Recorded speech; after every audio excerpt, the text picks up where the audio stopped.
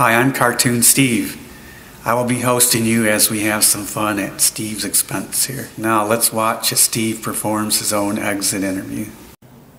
Steve, thanks for granting this interview, but I'd like to cut right to the tough questions. The very first question is, who's kidding who here?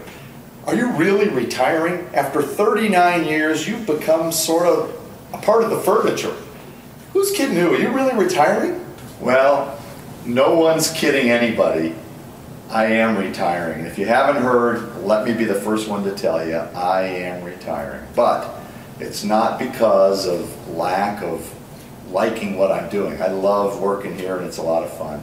It's not lack of love of the people, because I've made a whole lot of friends working here over the last 39 years.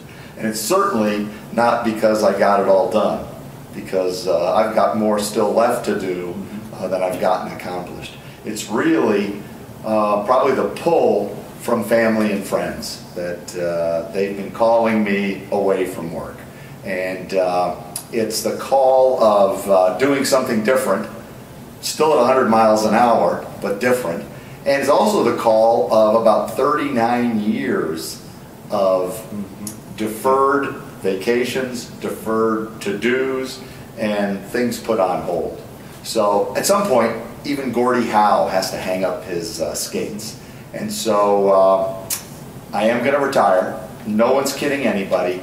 And the good news is there's a whole lot of people, a whole lot more capable than me, that are standing ready to pick up where I left off and probably take things a lot further. Okay, question number 2. I see all this hockey paraphernalia all around your office. I see photos of you on the ice with other hockey teams. What's the deal? Are you a hockey player? I thought you were a chemical engineer. Well, it's funny, you know that people come in my office, they see the photos of me with hockey teams, they think they're photoshopped. They see hockey pucks, they see hockey cards with the name Steve Thomas on it.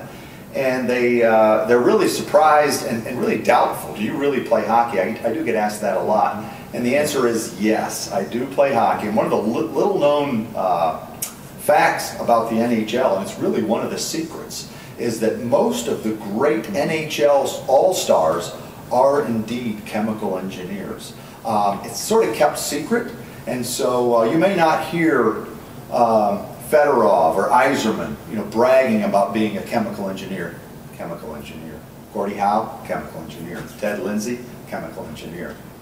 All these guys were good, solid hockey players. So what I thought, since I was a chemical engineer, I was in Hockey Town, maybe I should go play hockey. Well, my friends found out I was a chemical engineer, and they put me right on the A team. Well, come to find out, I started skating, and I really didn't play all that well. And after the game, they said, hey, we thought you were a chemical engineer. You should be good at hockey. And I said, yeah, I know, I thought I would, but actually I'm not really a very good chemical engineer. So, but I do play hockey. Yeah, and I am a chemical engineer. One last question. This is the big one for all the marbles. Everybody is wanting to know about the ties. What's the deal? Every single day, Monday through Friday, January through December, 19XX to 2000XX. What's the deal? Every day you wore a tie. Can you explain that to us? Oh, I wear a tie every day. I've worn a tie for every day, and there's been a lot of speculation as to why does Steve Thomas wear a tie. I know there's stories out there. There's even some folks that are saying Steve wears a tie to make it look like he's in charge. Steve wears a tie because he thinks it's a sign of professionalism. Yeah. That's not the case. I've never really shared why it is, but in this interview, since you've asked, why does Steve always wear a tie? One word, vanity. There's a time and a place to show your neck, and I don't believe that work is one of those places. So, since I've been working here, I've worn a tie. I'm thinking about whether after I retire, should I wear a tie? The jury's still out.